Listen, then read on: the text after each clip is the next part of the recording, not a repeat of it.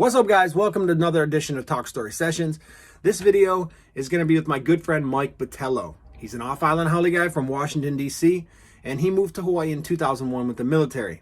He's a former Navy diver and a nuclear mechanic on a submarine. In 2006, he met and shortly thereafter married a Kamehameha grad and married into an incredible Hawaiian family. That family has been instrumental in my growth and in my connection with Hawaii. I can really relate to Mike because both of us had amazing experiences on Oahu and were accepted into incredible Hawaiian communities. I've known him for about 13 years and this dude is like a brother to me. So we sat down for about 4 hours. We talked about everything from the Capitol riots to the Kyle Rittenhouse situation in Kenosha, Wisconsin, and the gun laws in Hawaii. Eventually, I'll release the whole video, but I broke it down into topics to make it easier to digest. So there's a lot of information in this video, and if you have any questions, make sure you leave them in the comments and I'll be sure to get to them. In this clip, Mike and I talk about the current concealed pistol legislation in Hawaii. Enjoy. You've always been really involved since I've known you in the gun situation in Hawaii. Being from Michigan, we're a shall issue state. So a shall issue jurisdiction is one that requires a license to carry a concealed handgun, but where the granting of such licenses is subject only to meeting determinate criteria laid out in the law. The granting authority, though, has no discretion in the awarding of the licenses, and there is no requirement of the applicant to demonstrate good cause. So the laws in a shall issue jurisdiction typically state that a granting authority shall or has to issue a license if the criteria are met, as opposed to laws in which the authority may issue a license at their own discretion, such as Hawaii. Unless the government can come up with some reasonable excuse for why you shouldn't have a gun, let's say mental illness or felony convictions or whatever, they have to give you one. That's in Michigan. Yeah. Hawaii's not like that. Hawaii's a may issue state, and a may issue jurisdiction is one that requires a permit to carry a concealed handgun and where the granting of such permits is partially at the discretion of local authorities, frequently the sheriff's department or police departments. And in Hawaii, this responsibility falls directly on the chief of police and him alone. Moreover, issuing authorities in most may issue jurisdictions are not required to provide a substantive reason for the denial of concealed carry permit. So I've done it a couple of times. You go in, you apply for your permit, your concealed carry permit for rejection. You know you're going to get turned down. It's because the chief of police has the say-so on who gets issued a concealed carry permit and authorized. So the guys that actually get them, they're conditional. They're typically like the armored car guys that need to carry it just for work, and that's all that they're permitted for. They're not permitted to carry it at any other time outside of or off-duty hours. Nothing like that. So it's just conditional. Obviously, if anybody understands, it's basically a de facto ban on the right to carry. But you cannot get a concealed carry permit or an open carry permit. You just can't get permitted to carry. And in your opinion, is that a problem? Yeah, I mean, you're basically saying people don't have the right to defend themselves, and it's just wrong. It's not that alone. It is the legislation that comes following that, where they want to ban magazines and you know, already you can't have a magazine that's carries over 10 rounds of ammunition. There's bills right now in the legislature that want to ban anything that's 50 caliber and higher. They just outright ban. And these things keep coming up. And unless there's a real concerted effort and to push back on these things, they're just gonna railroad them through eventually. There'll just be enough people that won't rise up and say, no, you're not doing that. But fortunately, there's been a real energy that's been building in the community. There's a lot of activism.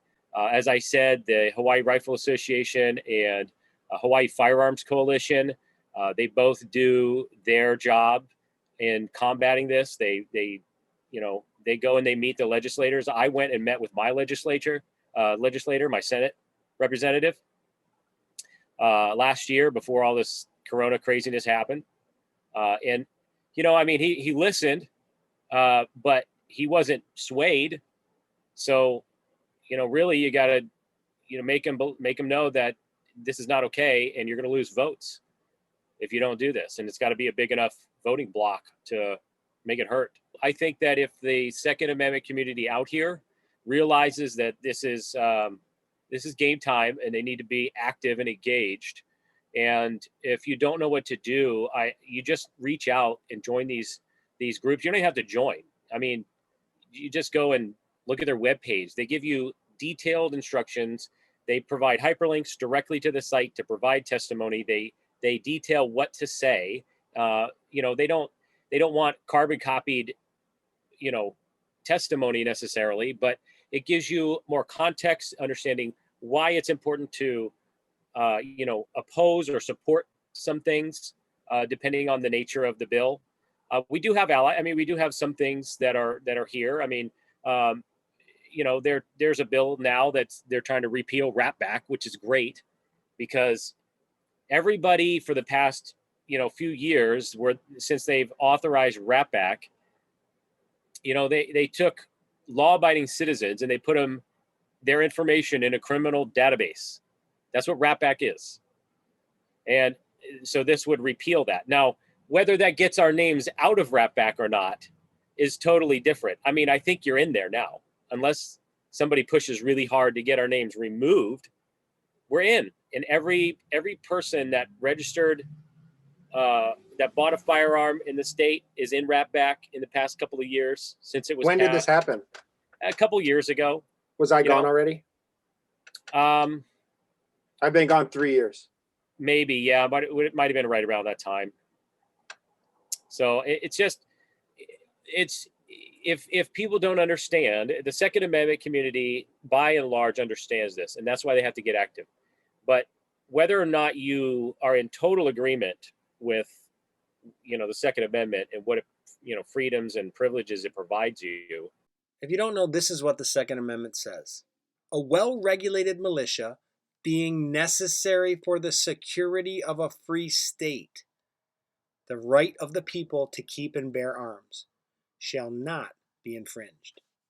It's not something that should just be taken away. And there is a concerted effort to whittle down and take slice by slice your freedoms. And it's not just limited to the Second Amendment, but that in particular is what we're talking about. So you have to just go out there. You have to provide testimony. You have to be willing to knock on the door, or the virtual door nowadays, of your representatives and say, I don't like this bill, and this is why. Don't vote for it. And I'm going to be watching. I did the same thing with my representatives in Michigan around 2002 or 2003. But at the time, I live far away from Lansing, so I couldn't get to my capital to meet with anybody. So I wrote a letter. Yeah. And fortunately, my representative agreed and was already trying to. The issue that we had was locking up the guns. There was a law that was going to require you to unload your weapons and keep them locked up. And for me, I just felt like that was redundant. I told them the problem is the law-abiding citizens like me are going to listen to this law. We're the only ones. Yeah. So the dude who breaks in my house that's going to kill me or my kids or my wife, he doesn't have to lock his gun up and unload it. Meanwhile, I've got to unlock my safe, load my magazine, insert my magazine before I can defend myself. They wanted the magazines unloaded? They wanted the magazines unloaded or kept separate from the gun, also locked up. And so I wrote to my representatives and said, this is not right. You're endangering me further. I already can only be reactive. Yeah, you've lost precious time. Yeah, that's really critical time. That's what I don't, there's this video out there, and it was, I don't know who it was. I might have, it's some other state. And it was somebody that was anti-gun, perhaps a legislator. I can't remember. But they actually went to the police department. They filmed it. It was like a news clip. And they got to experience what it was like to have an armed perpetrator attack them, like with a knife or with a gun or something like that. And, you need, how fast can a human being close 20 feet? really fast. The average officer can barely get his weapon drawn and fire on the suspect charging him with a knife. And even if he gets him, the suspect's not dead and can continue stabbing the officer. We call it the 21-foot rule. It's pretty fast with Super a knife. fast. Yeah, really fast. And the seconds count. And that's what, from our side of the aisle politically, why we support the police department so heavily is that you they're put in adverse situations on a daily basis, and we expect them to perform at a high level, and but we also have to give them the backup and the support that they need so that they're not afraid or second guessing their actions. We need to give them proper training, of course. That goes hand in hand with the duty and the responsibility that it comes with the badge. But it also is that we're delegating that responsibility to them, and we want them to be successful in that. We don't want to tie their hands behind their back. We don't want to make it impossible for them to be safe out there, because the criminals are going to do, they're not going to fight fair. They're not going to fight, they're not going to give you a warning. Yeah. I mean, you guys learn how to sense and detect when somebody is perhaps committed to an action or an act of violence. You develop, once you're around it, you get a sensing for it. Body language comes into play, how they're talking, how they're moving, experiential knowledge comes in. And that's what we pay for. That's what we want. We want a professional police force, but we have to give you the tools and the freedom to operate in a manner that gives you the maximum survivability. Right. Set them up for success. Yeah, set them up for. Most people don't understand how violent a violent encounter is. They don't understand that your firearm being locked up and unloaded is precious seconds, precious time, and you don't know when the robber's going to come. You don't know when they're going to break into your house. If you knew, you'd be ready. Yep. But because you don't know, there's an element of surprise, and you have to give the citizen the freedom to handle their affairs in a manner that doesn't infringe on their rights. So I think that brings up the next point. Do you think that, I guess this is at a more basic fundamental level addressing the Second Amendment, but there would be a lot of people in Hawaii that say that there's too much violence and that they want to make it harder for people to get guns. From a Second Amendment standpoint, it's not applicable, if you ask me, because people will always have access to guns in this country, especially bad people. So it's not going to make it harder for criminals to get guns. It is already hard to get handguns in Hawaii for regular citizens. Yeah. But I saw them all the time on the street, and they were bad guys that I saw them with. So I know from my perspective that there are people out there with guns who are crazy, who are criminals, who have bad intentions, and don't care what the cost is for mistakes that they make or crimes that they want to commit. A great illustration of why private citizens need guns to protect themselves is why is Hawaii a may issue state? Why is there a middle ground? It's either you don't want them or you want them. But why do we have a situation where the police chief, one dude who, by the way, our last one is in jail right now. Why do we give that much power to one man to decide who gets the guns? In Michigan, there's a board of people, and they have to prove, it's like innocent until proven guilty. Right. In Michigan. In Hawaii, it's the opposite way. The fact that they give armored car drivers guns illustrates perfectly why people in Hawaii should be able to get a gun if they need one. Because if we didn't need guns, you wouldn't have to give them to the armored truck drivers. Why all of a sudden is it okay for someone who carries a bunch of cash around to carry a gun? But you have people in Hawaii who have cash and valuable things and children and their homes and their cars, all these other valuable things, not allowed to then carry a weapon.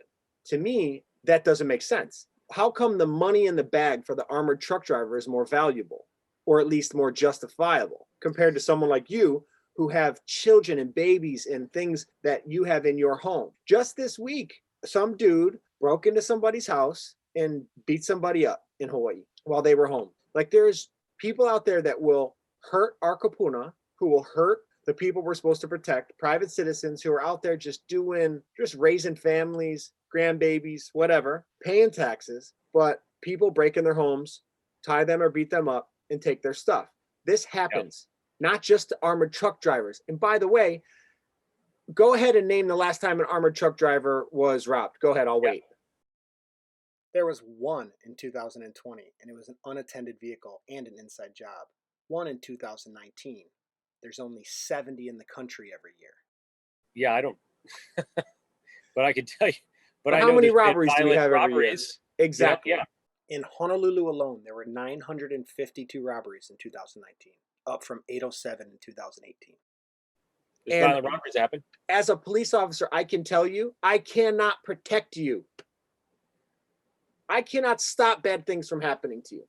I can be proactive and I can create an environment that's not friendly to criminals, but that's getting harder and harder every day in Hawaii. You can't guarantee it. You can't guarantee it. I can't guarantee it. By the time you called me, you have been robbed. Yeah. I can catch the guy, but you're not getting anything back because he smoked it all.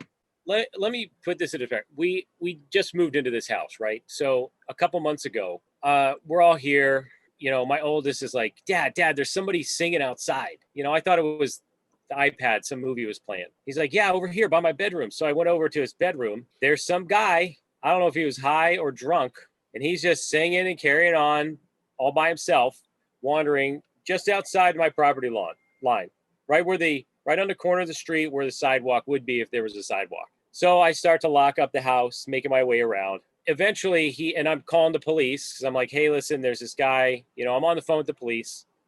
And I was halfway through that phone call when the officers arrived. By that time, I mean, we're talking like less than 60 seconds. He was in my property in the backyard, walking around, carrying on. And that's the point that I'm trying to make is this is an unpredictable factor. You can't predetermine or know what somebody's going to do unless you have, you know, some superpower. The point is that in my opinion, the reason that we're here is because, you know, we don't have a proper perspective on a respect for people's lives, their livelihoods, and their property. People think it's nicer to get rid of the dangerous bad guns when the people who are the danger are the ones that need to be stopped, not me.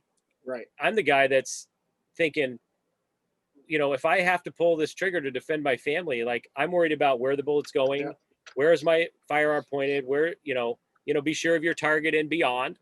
I have neighbors over here. It's not like I live in a castle and I've got 10-foot thick rock walls. That bullet's got to go somewhere. And I got to, you know, you got to be aware of that. Right. You know, I basically think it comes down to just an improper perspective on the value of life.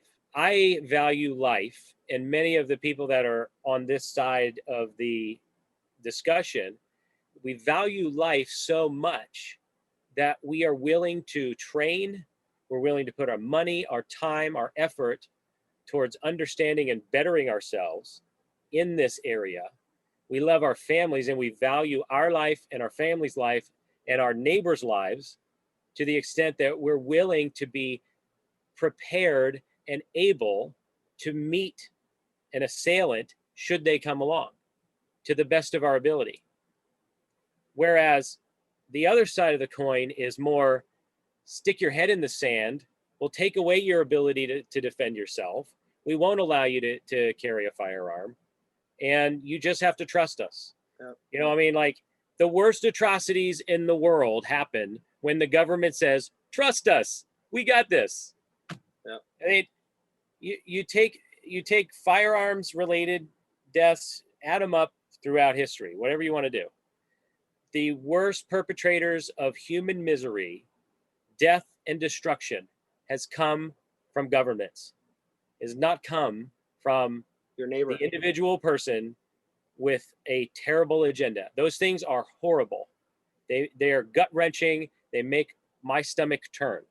But one individual can only do so much harm. An evil individual in a high position in government, where their freedoms have been taken away from the people, specifically the Second Amendment, then they can do unimaginable amounts of evil, and they can kill scores and scores of people. And that's what we go look in history. That is the biggest source of human misery and death, are all the world wars, all of the evil things that evil people that are in positions of power do. It's not ideal. I mean, sure, I'd love to live in a land where everybody was happy and safe and there were no crimes and all that, but that's not the reality. And it's really an understanding that it's the responsible thing to do, to be ready for that. Because it's not like you don't know that it's there. You know that there are bad people. And you know that a government left unchecked will tend towards despotism. That's why you have to keep it in check. But it takes courage to do that. What would you like to see? What changes would you like to see in Hawaii's gun laws specifically? Obviously, the concealed carry, the restriction on that have to go. What would you like that to be? That should be a shall issue. Somebody applies, I'm not even sold on, you could just have constitutional carry. I mean, I personally would not open carry, because I don't want a potential burglar or bad guy to know that I'm armed, because then I become a target. I'd rather be anonymous. But I would like to see, at the very least, a shall issue. So unless you have, criminal history or mentally unfit, but you got to be careful about that, because there's all ways of gerrymandering that. Yeah. And declaring people are unfit. I had a friend, get this, he's got back issues, got a, whatever the card is for medical marijuana, right? So that he could do that to alleviate his back pain. Never took it, never smoked it, didn't realize that was going to prevent him from purchasing firearms. So he said, hey, take this back. I don't need it. I don't want it. Rescind it. Even with it rescinded, he had to wait a year before he could apply for a permit again. It had to be a year since relinquishing it. So it's that kind of thing. Once the bureaucracy wraps its ugly tentacles around you, it's really hard to get it off. And that's why, part of what we're experiencing in our country now is it's not our legislators that are passing laws. It's the people that are bureaucrats in the departments making rules and regulations that they have been, I guess, delegated the authority to do that, but that's wrong. So they could just make up a rule or regulation or procedure that's not specifically detailed in the law, and you're stuck. You're stuck waiting in line at HPD. You're stuck on a 15-minute scheduler. That's what you have to do now. Like, there's an online platform. You have to go in and you have to apply for a 15-minute time spot in order to register your firearms or give them the paperwork to apply for your permit. You have to have a permit. For those viewers that don't know, in order to purchase, you cannot just show up in Hawaii and then go to a gun store and purchase a firearm. You have to go to HPD. You have to apply for a permit, providing all your information, access to your medical history, and you have to wait 2 weeks to get a background check. Then you go back to HPD, you pick up your permit, and then you go to a gun shop. Now you can buy a long gun. If you cannot apply for a pistol permit unless you have the specific pistol with a specific serial number, and you have to apply for that. And then you get your permit for that one pistol. So every time you want to buy a pistol, you got to apply for a permit, which means going down and applying, waiting 2 weeks, picking up your permit, going back to the gun store, acquiring your firearm, going back to HPD to register your permit. Now you're home free. But you've already made 3 trips down to HPD and at least 2 trips to the gun store to do this. It is a complete waste of time. And it is just another bureaucratic quagmire that puts the burden on the citizen when the burden shouldn't be on us. It doesn't belong on our shoulders. We didn't ask for this. But I think probably just let it happen. I think it's very easy for people to get swayed emotionally when there are crises and, bad things that happen. And there's a window of opportunity where sympathetic emotional responses override logic and sound judgment and wisdom. And legislators across the country that are on the left are masters at capitalizing on those incidents.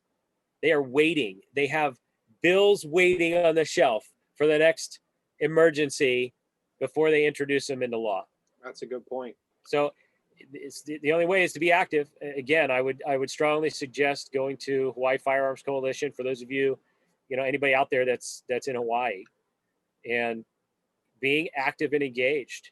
You don't have to agree with everything, but it should be pretty apparent that it benefits everyone to have a free society.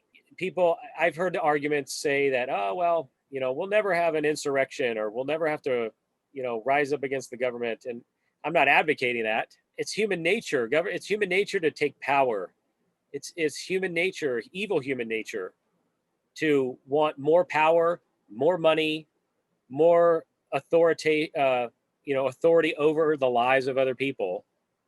And so you have to be diligent and vigilant to push back against that before it comes to a head. So what are the steps? What are the practical steps that we need to take in Hawaii right now? I mean, if you're like anybody else, you probably only vaguely know who your representatives are. I think that's many people. So one is familiarizing yourself with your representatives in the House and the Senate. Going to, I'll actually give you this link. There's Hawaii Firearms Coalition has a spreadsheet that they keep, and it will track the progression of bills that are related to firearms. And you can track those. If this is your only issue and you just want to be active in this, then that's what you need to do. And I would suggest that you get tied in to HRA and High FICO and find out and free up your calendar for the next couple of months to say, hey, when it's time to provide testimony, I'm going to do it. When it's time to get on the Zoom meetings, I'm going to do it. When my legislators have town halls via Zoom, I'm going to participate. If I don't have Zoom, I'm going to go and I'm going to find somebody that does. Get my my nephew or my niece who's savvy with electronics to get me set up. But call their office, let them know HB 251 that bans 50 caliber firearms. I am strongly opposed to that. Do not vote for this. Kill it now, and get on them and just hassle them. I mean, there's a story in the Bible where this widow was relentlessly pursuing justice with this judge, and he was like, I don't care about this widow, I don't care about God, but I'm going to do it. I'm going to just give her judgment so she'll get off my case. And a lot of times I think that's what you got to do. Now, I'm not saying to do that in a rude or disrespectful way, but present your case, get active, call them, email them, write them letters, tell them why you don't support it, what you want them to do about it, how you want them to vote. If you're so inclined, gather your neighbors and get them involved, and show them that, hey, I represent 25 people that vote in your district, and we don't want you to vote for this. So that's my recommendation. I mean, you just have to take the first step and get involved and keep track of it, not fire and forget. I mean, be on it. You got, the legislature's in session for, I think, 3 or 4 months, something like that. Stay on it. Set yourself a reminder every week and do it. You know, don't just say you're going to do it. Go out there and provide that testimony. And if you need help, I mean, that's what these groups will do. They will help you understand, you know, what's going on. I mean, I try to keep my, you know, the people who follow me informed as to what's going on and how to be involved. And hopefully that gets the word out.